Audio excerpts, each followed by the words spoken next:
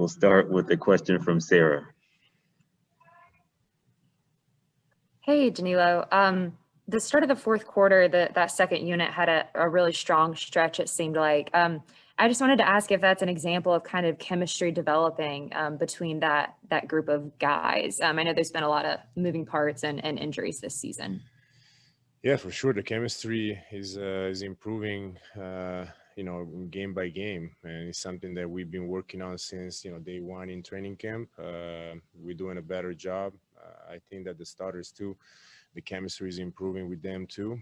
And every game you're looking for that. You're looking for a step forward. As a team, how much have you guys talked about, down this final stretch of the season, every game really counting? I mean, we all know that every game is a playoff game, and we need to get them all in order to get to the best spot in the East. And so, we taking every game like that. Thank you. Christos. Hey, Gallo. Hope you're doing well. With less than 8 games until the end of the regular season, how important is to make a step up? Not only you as one of the veterans of this team, but every player to make a step up on the court. I think it's key, especially on the intensity and making sure that every game is we bring a physical game. Every play for 48 minutes. I think that's key to establish ourselves as a physical team, and we need to do that, especially on defensive end. Also tonight, you shared as a team, you shared 32 assists. Is it that number? Is it a step on the right direction for you?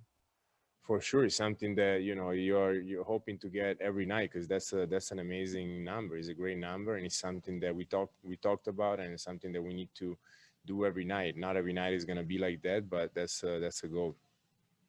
Thank you very much. Kevin Chenard.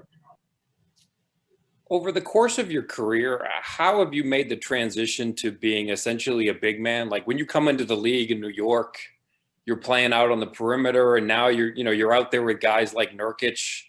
How did you see this? What have you had to do to adapt to get to this point? Go to the weight room a little bit.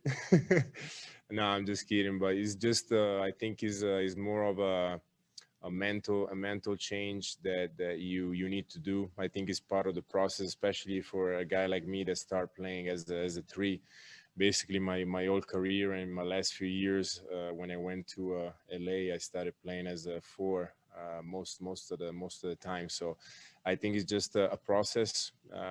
You need to embrace it and just make the best out of it. Any final questions for Gallo?